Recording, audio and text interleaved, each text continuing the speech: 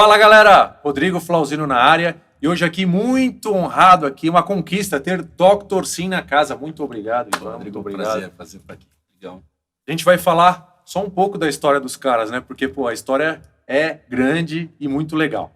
Bora lá!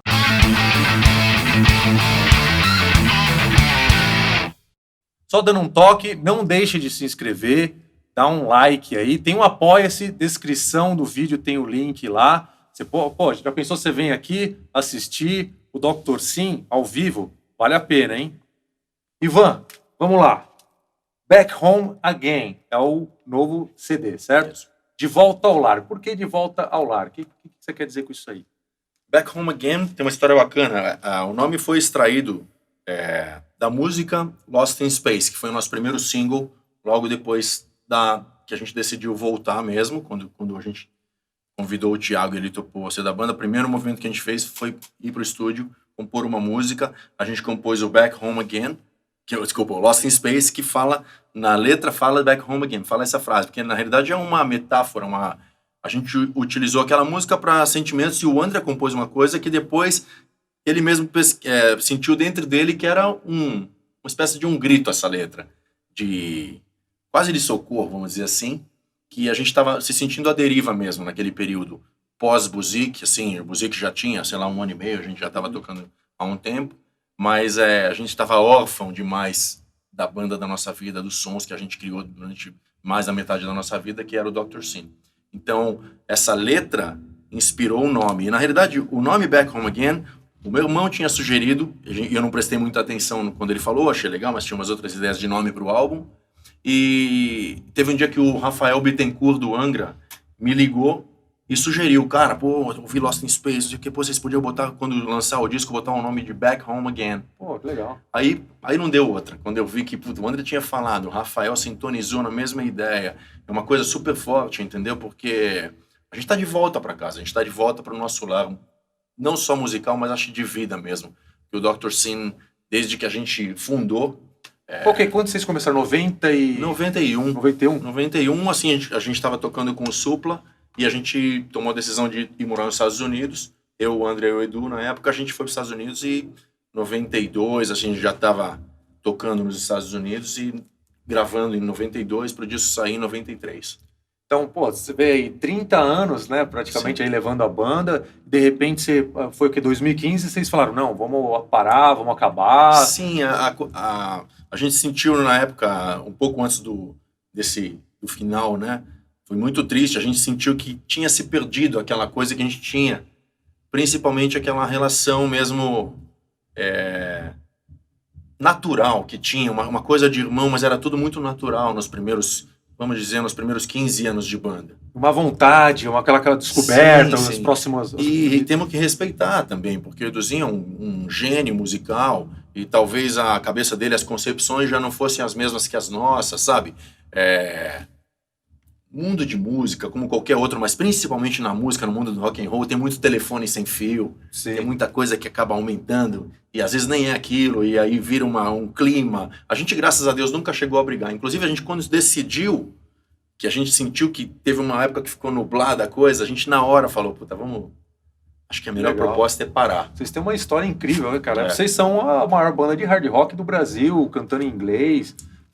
Quando a gente fala de hard rock no Brasil, é Dr. Sim. Mas uma coisa que eu tô curioso, cara, como é que vocês encontraram o Thiago? Porque eu tenho certeza que choveu o guitarrista. Vocês estão precisando de guitarra aí? Como é que tá aí? Vocês vão voltar? Vocês vão voltar? No Dr. Sim, a gente só teve 2 caminhos, na realidade. O primeiro, quando a gente resolveu voltar, pós-Buzik, foi ligar pro Edu mesmo, para sentir se ele tava afim de encarar essa volta e tal. Aí ele foi super educado, a gente se gosta pra caramba. Só que ele falou abertamente, eu tô com outros projetos, eu topo fazer aí um show de comemoração.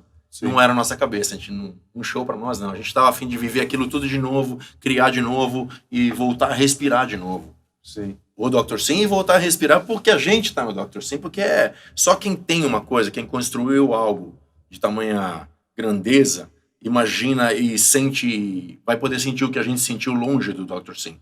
O Thiago, na realidade, ele entrou, o capítulo dele começa na banda Buzik. quando a gente foi fazer um teste para um novo guitarrista da banda Buzik. Porque assim, quando acabou o Dr. Sim em 2015, vocês seguiram tocando, só que com esse projeto Banda Buzik. Sim, a gente não sabia o que a gente ia fazer. Tanto que a gente ficou meses parado, assim. Foi muito duro. Essa parada do Dr. Sim foi um baque, um choque muito grande para nós.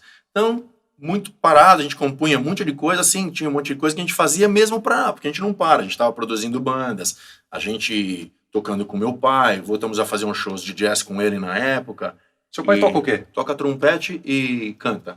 É gigante, assim, é nossa primeira e maior inspiração.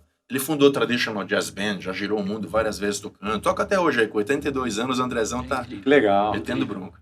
E... então, e nesse meio tempo, na banda Buzik, o Thiago entrou em cena, foi sim, isso? Sim. A gente fez um teste e foi muito louco. A gente nunca tinha feito isso na vida. Vamos fazer uma proposta, ver quem que manda o som para ver quem que vai entrar na banda Buzik. Que é um trabalho que a gente considera demais, a gente ama esse disco. Inclusive tem um disco já gravado, que a gente pretende lançar esse ano com ele já. As guitarras do Thiago já no disco. Relançar o Buzik com ele na guitarra. Porque vocês fizeram diferente porque era em português. Em português. Então a gente voltou para aquela raiz nossa, platina, tafo. E foi engraçado isso que você tá falando, porque assim, eu me lembro de ter um dia era música, não lembro qual era exatamente, mas eu entrei no nosso estúdio, na época a gente estava situado lá no estúdio do Pompeu e do Eros, o Buzik ficava lá dentro, e eu me lembro de entrar no corredor e ouvir uma puta música legal, tal, cantada, e eu comecei a ouvir a voz do André, era em português, puta, aquilo foi um choque para mim. Fazia tempo que eu não ouvia o André soando como ele soava mais ou menos no platina, no tafo, assim. E era só o tempo vai dizer a música. Aí ele falou, cara, tô compondo aqui, mas em português, olha que louco que tá ficando. Eu falei, puta, aí deu uma arrepiada. Eu falei, puta, ótimo, cara, ótimo. Vamos mudar geral, fazer uma nova atmosfera. Sabe quando você sai de algo tão traumático, que era o final da banda da sua vida? Difícil, né? Mas agora vamos lá. Aí entrou o teste, esse teste na época voltando ao teste, a gente recebeu mais de 200 vídeos, a maioria era YouTube mesmo, os caras mandavam link. E a gente ficou apavorado da quantidade de gênio que tinha. Foi uma das coisas mais difíceis do mundo fazer uma lista do que seriam os finalistas. Gênio e fãs do Dr. Sim, né? Você sentia influência. Quase 90% dos caras que estavam ali conheciam muito bem o nosso trabalho e queriam mesmo, de coração, tocar com a gente. Até mesmo durante o teste final, que eram 23 ou 24 pessoas, vários dos caras assim, nos emocionavam, porque eles choravam às vezes quando iam falar com a gente. Depois do teste, abraçava, chorava, porque a gente batia um papão com cada um também, né? Que a gente queria saber quem é que ia estar com a gente nessa nova empreitada do Buzik na época. E tinha que bater a conexão, tinha que ser uma coisa muito bacana. E o Thiago foi um cara que é um dos que eu tinha visto um vídeo, acho que dele com Cerimônia. Foi Cerimônia que você mandou? Cerimônia, cara com um chapeuzinho maluco, uma guitarra branca e destruindo na guitarra. Era um dos favoritos e ele entrou nos finais, né? Porque, cara, de guitarrista vocês entendem, né? Vocês tocaram com o Vander Tafo, com o Eduardo Paris. Danui, são considerados os maiores guitarristas de rock do Brasil, né? O que você acha, assim, fazendo um retrospecto, o que você acha que Thiago, o Vander Tafo e o Eduardo Danui, o que você levantaria de pontos positivos, assim, de cada um? É uma coisa interessante isso, porque o Thiago, na minha opinião, no teste aconteceu um lance muito louco. Eu não sabia que ele era do Acre. Eu até me lembro de como eram tanto vídeo, a gente via 30 vídeos por dia e eram mais de 250, e a gente tinha que, além de rever alguns que impressionavam muita gente. Eu me lembro dele, mas ele estava muito diferente quando ele fez o vídeo. Parecia uma criancinha, assim, sei lá, mas destroçando. Eu falei, esse cara com certeza vai dar trabalho na audição presencial, né? E eu lembro dele, começou a tocar, tal, fizemos uma base, a hora que chegou no solo ele começou a tocar, puta, aí começou aquele negócio, eu parei assim, aí ele ficou amarelo, ele já tava pálido, que ele tinha feito uma viagem, eu não sabia que ele tinha vindo do Acre. Caraca. Eu não sabia nem que ele era do Acre. E o cara veio do Acre fazer o teste, né? Conta aí um pouquinho. Cara, para começar, uma viagem quase internacional, né? Não é direto, né? De Rio Branco até Brasília são 3 horas sem escala, né? Aí mais o tempo de conexão, aí chega em São Paulo. Realmente estava bem exausto mesmo. E quando o Ivan parou, cara, tipo, era a última coisa que eu iria imaginar que ia acontecer. Ele parou, cara, eu acho que eu tava concentrado no solo aqui. Cara, não é possível. Quando eu tô em pé, ele falou, puta, será que eu vim do Acre aqui? O Zeca, que era o guitarrista da banda, o Zeca comenta assim, disse, nossa, e agora? Cara, eu percebi o seguinte, eu tava ouvindo até aqui, eu já ouvi algumas vezes o CD, inclusive vindo no carro, eu percebi que você deixou, por causa do seu som, eu senti que tá mais pesado. E ao mesmo tempo você conseguiu manter o legado, o estilo do que vinha rolando com o Edu e tudo mais. Você se considera um fã já do Dr. Sim de antes? Você foi de propósito, foi meio que automático manter essa influência? Não, isso é bem, bem sincero, né? Antes de você continuar, não esquece. Só que aí, quando eu levantei, parei, era pra falar, cara, por favor, faz o solo de novo. Eu fiquei arrepiado, fiquei arrepiadíssimo com ele. Então eu já sabia que esse seria um dos finalistas, com certeza, né? Mas vai lá, e aí? Então, é uma coisa bem verdade isso, porque sempre foi minha banda favorita. Hoje em dia é meio complicado você falar isso. Você, vai ficar falando isso porque tá na banda? Não, é verdade. Eu tinha o pôster que vinha dentro do Dr. Sim 2, que vinha com a revista, tinha uns caras lá. Então, eram minhas referências. A banda, não só o Edu como guitarrista, que é uma referência, né, para todo mundo, mas a banda, eu adorava as letras, eu via o DVD, colocava as legendas, eu sempre gostei do conjunto.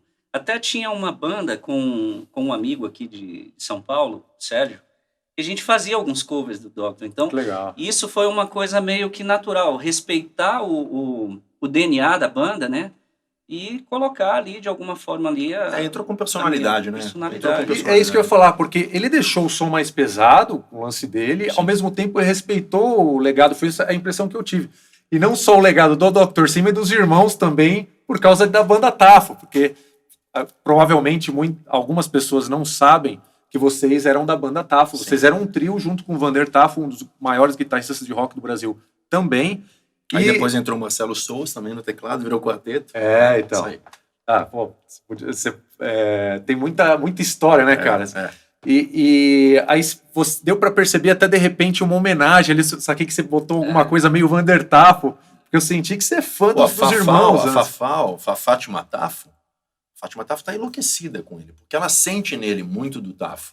E eu sempre senti nele essa limpeza sonora. O Vander tinha uma coisa que ele sempre falava com os guitarristas que era muito engraçado na época do IGT. O cara começava a tocar e ele ficava assim com o cigarrinho. Aí, você almoçou? O cara... Você jantou? Tá com fome? Por quê? Tá comendo todas as notas. Cara, então a limpeza do Vander, a execução, a limpeza sonora e a execução é um negócio para ser estudado ainda, né, do Tafo. Então, assim, e esse cara tem isso. É impressionante. A gente acertou em cheio. Quando ele tocava no Buzik, já foi um presente para nós, a convivência com ele e tudo. Aí, quando ele aceitou também, logo depois pela convivência, a gente falou, puta, já que o Edu não tá na parada, a gente tem o cara. Sim. Vamos falar com o Thiago se ele topa, né? Que legal, cara. O Vander tinha umas tiradas, né? Uma vez eu, moleque idiota, cheguei para ele, ô Vander, você tá tocando? Ele... Como assim, tô tocando? Você já viu um músico parar de tocar? Engraçado, né? Você citou aí você nunca esperava quando ele ia te lançar uma pra... Você falou agora que você tinha o Dr. Sim 2, que vinha com revista e tal. Dr. Sim 2 é um álbum diferente porque ele tem um quarto membro, né, do Dr. Sim, que foi o Michael Vessera, né? Isso. Ele também participou, se eu não me engano, do Insanity, tem uma das minhas músicas favoritas que é No Rules. Sim, e tem uma no Bravo também, ele participa ou não? Não, na realidade, no Bravo não. Ele foi coprodutor do Insanity. Sim. E depois, logo na sequência, ele teve esse trabalho mesmo foi os dois trabalhos, foi no Dr. Sim 2. Vocês têm contato com ele ou têm, de repente, intenção de fazer alguma faixa com ele de novo, trabalhar? Ele é sempre bem-vindo, se alguma coisa aparecer, mas a gente não tá com essa intenção, né? A gente tava, logo que também acabou o Dr. Sim, a gente quase montou uma outra banda com ele, um pouco antes do Buzik, assim, acho que um mês antes da gente tomar a decisão que o Buzik viraria um projeto. A gente ia fazer um outro lance com o Mike Vissera também, focado numa coisa talvez mais prog metal mesmo. Sim. Mas acho que ele estava na época tocando uma banda que era o Scott Travis, do Judas. Certo. O Rudy Sarzo e o Chris Impellitteri, se não me engano. Acho que era esse time. Uma banda chamava Animetal. Acho que é Animetal. Certo. Faziam pintura, essas coisas, e tocavam só no Japão. Sabe? E aí também começou a ficar meio... A gente falou, puta, de novo. Porque ele saiu do Doctor na época, ele parou. Porque um ano depois de shows e tudo, ficou difícil pro cara ficar no Brasil, com família, com tudo, com um monte de projeto lá fora. Sim. Então a gente viveu aquele ano intensamente, foi maravilhoso quando ele era o 4º membro da banda e vai ficar para sempre na história. Mas por outro lado, não tem como fugir, cara. O vocalista do Dr. Sim, a marca é o André Buzik mesmo, não tem jeito. Inclusive, a gente Né, até... André? Tá aqui, ó. É o André. O André não pôde vir. A gente pode chamar Na o próxima. cosplay do André, será? Podia. Não, brincadeira. A gente sempre fala com o Rodrigo Greco, da banda Hard Stuff. Inclusive, ele é um dos responsáveis por vocês estarem aqui. Sou muito fã dele também. Grande amigo. E eu queria convidar ele aqui para contar, aparecer aqui e contar alguma coisa do Dr. Sim. Ele tá aqui ou não? Cadê? Será que Aqui ele ou veio? não? Será que ele veio? Pô, ele podia ter vindo aí, Rodrigão. Como é que a gente faz essa transição aí? Pô! Entra aí. Welcome. O professor, eu chamo o Rodrigo Greco, a galera já conhece, porque ele participou de um vídeo aqui, tem sido bastante assistido até hoje. Eu já assisti. E a gente até comenta, às vezes, conversando sobre... Até o Ricardo, meu irmão, ele falando, pô, o André, você pegar toda a história dele cantando, ele tá na melhor fase dele cantando. Também acho. O André sempre cantou bem, né? Eu desde o Platino eu já achava legal nos backing vocals lá, tal, tudo mais. No Tafo, né? Eu lembro do long play e tudo. Mas aí no Dr. Sim, quando ele veio cantando em inglês, eu falei, puta, é isso aí, né? Tipo, lance de gringo cantando. E o André é um negócio muito estranho, porque ele sempre cantou bem. Não é que acontece na maior parte das vezes que há uma decadência na voz do cara, tal, mas o André é um cara que a voz dele só melhora. Você vê ele encorpando, você vê a voz dele cada vez mais com extensão, que já era grande desde jovem, e cada vez você ouve ele ao vivo e você fala, puta, tá mais perfeito, porque ele sempre foi bom ao vivo também, e cada vez mais, assim. É um negócio muito louco isso, né? Mas ele não bebe, né? Não fuma, essas coisas. É verdade. É tudo igual eu. Mas como é que você conheceu o Dr. Sim? Tem alguma história interessante que você pode contar? O primeiro show que eu vi do Dr. Sim, a gente já comentou isso, foi no Olímpia, na abertura do Ian Gillan. Que eu acho que foi o primeiro show, acho que já um pouco pro público maior, né? Foi. Primeiro foi no Blackjack, isso, né? Isso. E então eu achei interessante, inclusive o André na época ainda tava louro, tava aquela herança resquício do Tafo. Né? E eu também vi o Tafo na abertura do Anguila em 90 no Projeto SP. Foi o show da banda Tafo, foi o show de abertura. Então foi legal isso, porque eu vi a banda Tafo e depois eu vi o Dr. Sim. A gente tocava Tom Sawyer, né? Tocavam Tom Sawyer, isso aí. Olha que legal. E as músicas do primeiro álbum já, todas ali, né? Foi um showzaço, foi uma abertura assim que ficou... Eu achei legal porque tinha aquela coisa meio técnica do Rush, assim, você percebia isso nos elementos do som, mas Ian Gillan a no pegada palco, do som. né? Ian Gillan no palco do Projeto SP. Pra caramba. Ele fez isso também, graças a Deus, com o Doctor. Ele se tornou na época... Assim, na época a gente tinha até um contato, era bacana, assim, era muito, muito emocionante, sabe? Ganhei 2 gaitas dele. Que legal. O cara é muito gente fina, educado, é um gentleman, como se fosse uma espécie de Jill, né? Você cita aí a Tom Sawyer, né? Que vocês tocaram Tom Sawyer. Você fala, tipo assim, meio que com um brilho nos olhos. Nossa. Porque vocês se espelharam de alguma maneira no Rush por eles serem trio. E vocês, pô, será que tem o Rush? Vamos ser trio, a gente não precisa de um 4º membro. O que vocês pensaram nessa época aí? O que te encorajou a montar a banda como um trio? Você acha que o Rush tem muito a ver? Eu acho que a gente não pensou nisso, mas o formato de trio sempre foi uma coisa que encantou a gente, assim, sabe? De Beck, Bogart and Appice, Emerson, Lake Palmer. Essas bandas a gente adorava. Mas o Rush foi uma coisa mesmo de... Primeiro ouvir a primeira música era Fly By Night, e ali já foi paixão, uma coisa inexplicável, e se tornou... Desde que eu ouvi a primeira música do Fly By Night, na minha vida eu era criança, dali pra frente não teve um só dia da minha vida que eu não ouvi ou pensei no Rush. Entendeu? E é uma escola para qualquer músico, guitarrista, baixista, vocalista ou batera.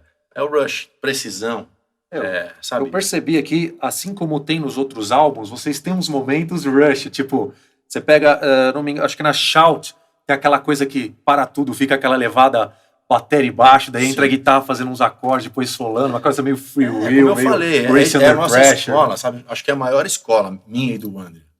A gente ama, a gente sempre se baseou muito em ficar de olho no Joe Paul Jones, no Bonzo, no Ian Pace com Glenn Hughes ou com Roger Glover, esses trabalhos impressionantes. Mas o Rush era tipo assim, aquele que a gente acabava com as agulhas da vitrola de tanto voltar até o André tirar os baixos igual e eu as baterias porque a gente era muito fanático. Então, esses trabalhos de bateria e baixo, os caras mudaram a história do mundo, né? Assim, com certeza. Do rock and roll, meu Deus. Cara, você tava falando aí, né, o Ian Gillan assistindo vocês. Qual é o... Vocês participaram de todos os grandes festivais, se eu não me engano, aqui do Brasil. Qual que você tem uma grande memória, assim, que você fala, cara, esse foi um grande momento que se eu tivesse morrido aqui, podia morrer Acho que, feliz. em termos de emoção, duas coisas de festival. Um foi o Hollywood Rock. que a Aquele banda- primeirão lá. Primeirão. Então Foi o era que, um- 92? O que foi? 93. Em 93, isso. E a gente fez um show com o disco ainda para sair. Ainda por sair, não tinha saído o disco. E fizemos um show no Morumbi. E depois um na Apoteose. O mundo estava assistindo aquilo, sabe? Era um festival muito gigantesco. A gente era uma banda que tinha feito Olímpia, essas coisas, mas não tinha feito um palco do tamanho do Rolling Stones para tocando para 100 mil pessoas. Não tinha feito isso aí ainda. Quais outras bandas que estavam lá na mesma noite que vocês? Era Nirvana, L7 e... o que era brasileira? Engenheiros do Havaí, acho uma coisa assim, E as bandas não eram exatamente o nosso estilo, né? Mas, pô, a gente causou um impacto ali que muita gente até hoje comenta, sabe?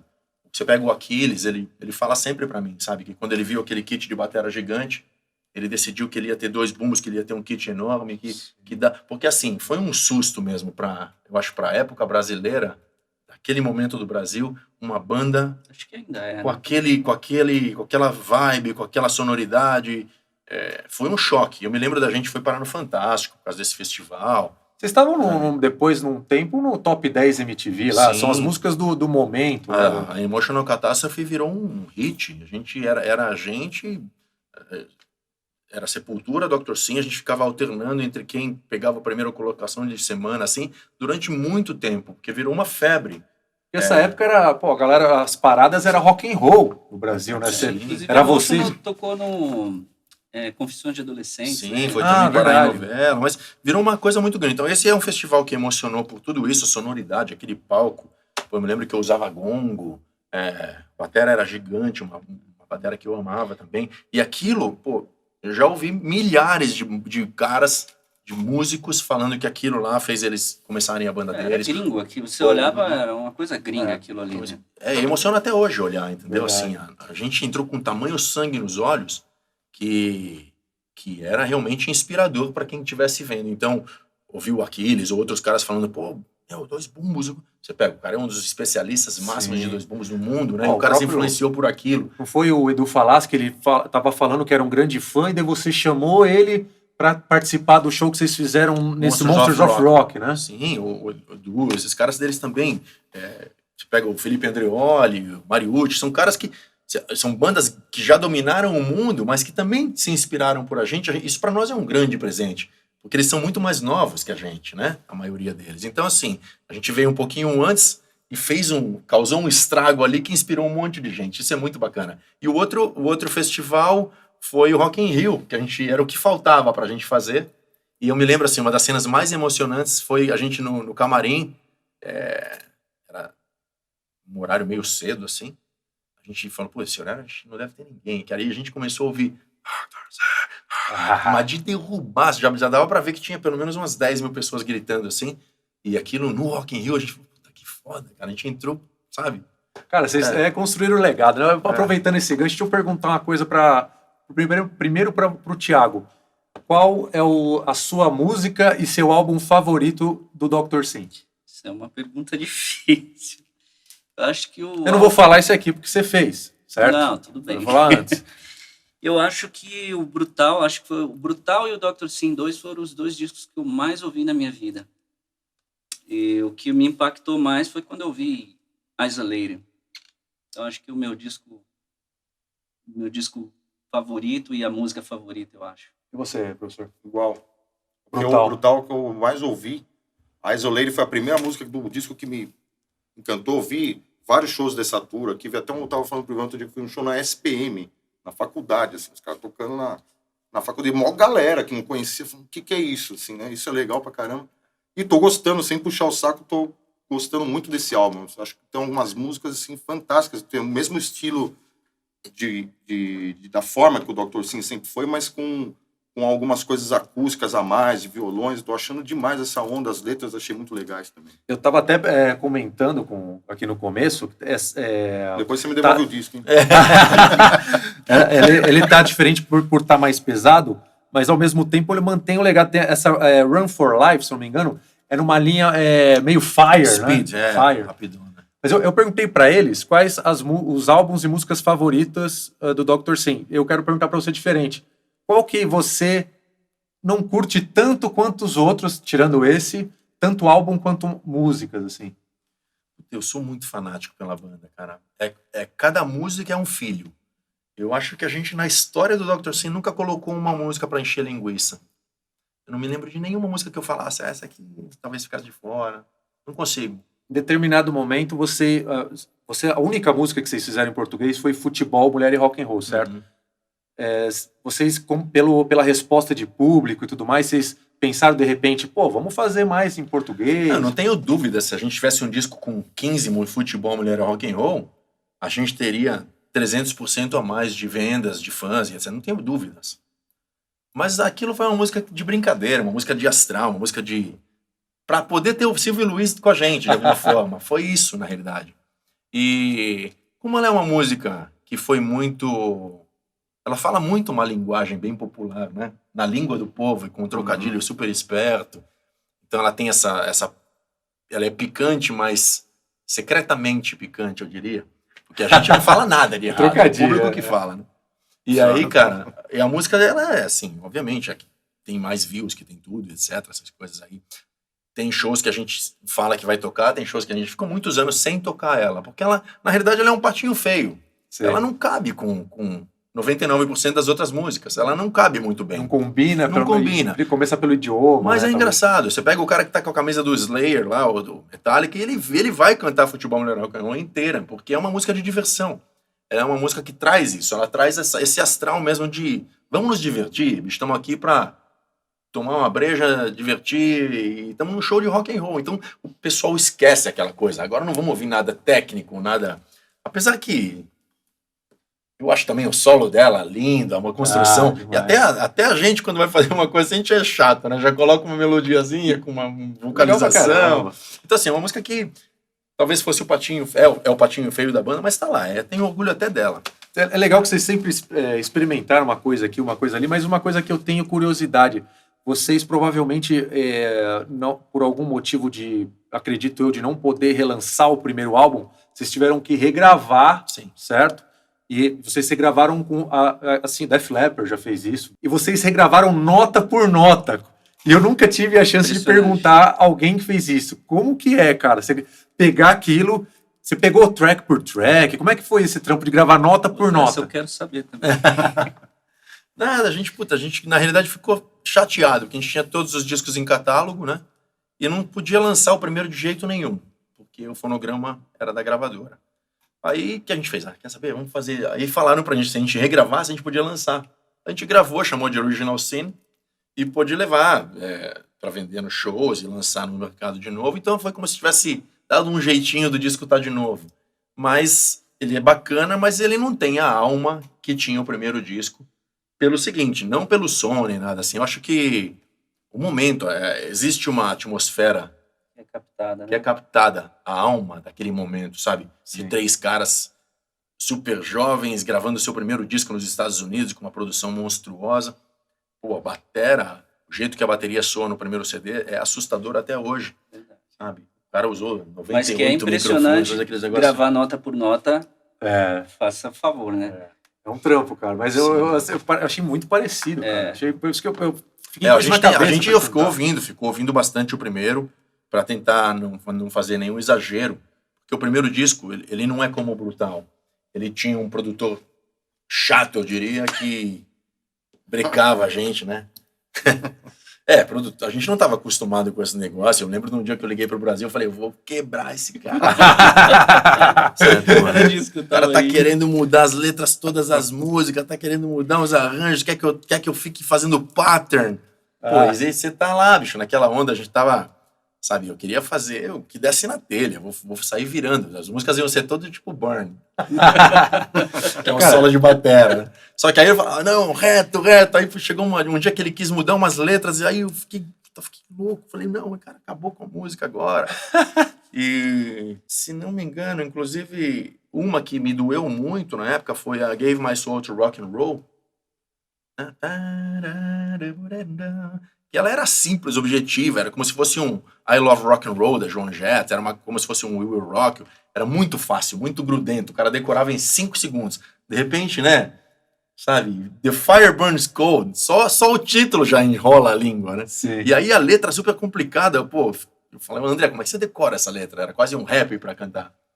Então, assim, eu lembro que a gente acabou, mas no final rolou bem, tudo bem, mas foi a primeira vez que eu senti, assim, que um produtor poderia ser, como eu diria, um intruso, Sei. sabe? Isso ajudou muito a gente como produtor também. Nunca virar um intruso, ou então tirar aquela essência que... Porque ele veio pro Brasil antes da gente fazer o disco, e ele ficou meses com a gente no estúdio do Luciano Vatazzi, fazendo pré-produção e tal, então ele ia enxugando, mas ele não falava que quando chegasse com a luz vermelha mesmo, ele ia enxugar mais ainda. Caramba. Mas por outro lado, acho que é um discão. muito ele acertou, sim, muito ele acertou, porque o disco ficou naquela vibe mesmo, que uma atmosfera meio Whitesnake, Extreme. Um hard rock, mais pro hard rock meio Sim, seus 90, exatamente. 80 pro 90. E pelo timbre de batera que ele queria tirar também, ele estava produzindo na época o Kingdom Come, aí era uma das referências que ele tinha tirado puta de um timbre. Não existia essas coisas ainda o trigger não era muito bem-vindo ainda, sabe? Então, sim, o som que era tirado mesmo em cima da batera. Existia, tanto que eu já tinha até na banda Tafo, eu lembro que a gente usou a Dynacord, mas assim, não era uma coisa que a gente adorava. Aliás, o som do primeiro disco do Tafo é assustador também, né? O Liminha na produção. Esse é um produtor que é monstro. Vocês fizeram, falando nisso, uns projetos de comemorativos, né? Com da banda Tafo. Sim. Inclusive até com a participação do Edu, né? Então, isso foi muito bacana. Depois do fim do Dr. Sim de 2015. Depois do né? fim. Então tava todo mundo falando que a gente tinha brigado, que tinha não sei. O telefone sem fio que eu falo, Sim. né? O pessoal adora fazer intriga e tentar colocar a gente um contra o outro. Mas é o que eu sempre falo. Puta, eu entro na frente de uma bala pelo Edu, dou meus órgãos pra ele se precisar, sem problema, e vice-versa, eu tenho certeza. Porque o cara é parte da nossa história. O Thiago sabe o quanto a gente ama o cara. E a gente ter achado um cara do mesmo calibre foi um presente divino pra nós, porque, como você falou, a gente é mal acostumado pra caramba. Depois você ouve muito Dario Parese, Evander Tafo e Eduardo Danui, e etc., outros caras, e você não pode deixar daí pra baixo, eu acho. Esqueci, o Thiago, ele, cara, eu não conhecia você, eu tiro o chapéu, você é muito bom, assim, tecnicamente, e eu tô curtindo muito o álbum. Eu vi que vocês estão com planos de gravar mais, fazer show no exterior, sim. Confere ou não? Sim, a gente assinou um contrato com a Valerie Records, o CD sai final de janeiro, última semana de janeiro já sai no exterior, na Europa inteira. Vai ter faixa bônus para fora? Vai ter Japão também. Não, vai sair o CD nesse formato mesmo. Inclusive vai liberar também para as plataformas também, ao mesmo tempo que saiu físico, né, na Europa e etc. Aí a gente vai também trabalhar como vai fazer Estados Unidos agora e Japão, mas a Europa já é certo que é final de janeiro. E pela Valerie Records com distribuição da Audio Globe, que é a distribuidora fortíssima de lá também, sabe? Então, eu acho que a gente conseguiu nesse CD, que eu sempre falo, conseguiu um grande presente para nós e para os fãs, que é trazer aquela vibe que a gente tinha no Brutal, ou no primeiro disco, com aquela sangue nos olhos, uma rejuvenescida, sabe? Cara, é demais, assim, o legado de vocês. Eu tenho muita coisa para perguntar, mas não vai dar. Quem sabe por uma outra oportunidade. Mas só para finalizar, assim, eu sou fã da banda, não só pelo som, mas pela atitude. Vocês estão sempre ali levando rock and roll pra galera, independente do que tá acontecendo no cenário musical do seu país, você tá na moda, ou se não tá. O que você acha, para finalizar, o que você acha que mudou da época que vocês começaram no rock and roll, do começo dos anos 90 para agora, e o que você dá de conselho para um cara, porque muito do público é aprendiz, aí, ou já é músico, o que você dá de conselho para um cara que tá afim de fazer rock and roll e ter uma banda? Cara, eu acho que são milhões de caminhos, milhões de estilos que você pode escolher. Acho que dá para você criar sua identidade, ser original, né? Tocando o que você quiser, contanto que seja uma verdade sua. né? Eu me lembro que no Dr. Sim, assim que a gente saiu da Warner, a gente teve uma proposta de continuar se a gente mudasse nosso som. Até falaram na época assim, se a gente podia fazer um som estilo Raimundos. Isso porque a gente estava na gravadora internacional e de repente o Brasil começou a dominar e foi bacana, porque a gente estava morando aqui, a gente acabou voltando, que foi na época, entre aspas, uma falha nossa de percurso, não continuou morando nos Estados Unidos. Mas teve uma reunião com toda a cúpula e os caras falaram, Raimundos está arregaçando, vocês poderiam fazer... Aí a gente, com todo respeito, inclusive somos muito amigos e admiradores do Raimundos também. Mas não era a nossa verdade. A gente falou para os caras, cara, nós vamos fazer algo que vai dar na trave, porque a gente não saberia fazer. Sim. Aí o André ainda brincou assim pros caras, falou, bicho, nem João Pessoa eu conheço. Sim. Na época, que tinha uma música, né? O Poteiro em João Pessoa do Raimundo. Aí o André usou essa frase para falar, bicho, não dá pra gente falar a verdade, não é essa nossa. Aí a gente saiu da reunião, cara, com a cúpula assim, a gente sabia que o nosso contrato tinha acabado e eles tinham oferecido uma ótima proposta se a gente mudasse, porque assim, era como se fosse a era grunge, a era Raimundos dominou o Brasil, né? Sim. Por completo.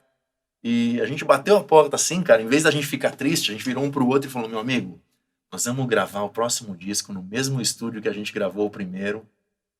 Nós vamos pra América, daqui um mês, vamos fazer o disco mais foda do mundo e nasceu o Brutal. Em cima de muito sangue, suor e dor, que a história é longa demais, vai estar no nosso livro que vai sair em breve também. Ah, interessante. Mas o Brutal tem uma história brutal. Que é o disco favorito deles dois. É isso aí. Acho que da maioria dos fãs, porque acho que ele mostrou muito isso na época. Ele mostrou que o disco primeiro era demais, ficou muito popular em, sei lá, 10 países, mas que o Brutal era tipo, soltaram a rédea dos caras. Sim. Né? Os caras enlouqueceram. Cara, demais. Feliz demais você ver. Obrigado. Pô, Rodrigo, que demais. Valeu. Rodrigo, prazer ter você aqui também. Pô, valeu, professor. Mais uma vez. Não deixem de se inscrever. Toda semana vídeo novo. E, comentem o que vocês acharam da conversa. Digam quais as músicas, os álbuns e as lembranças favoritas que vocês têm do Dr. Sim. E não deixem de conferir que isso daqui não é o fim. É mais uma etapa. E pelo que eu tô sacando a energia aqui, o negócio vai longe. Graças a Deus. Valeu. Obrigado. Até a próxima.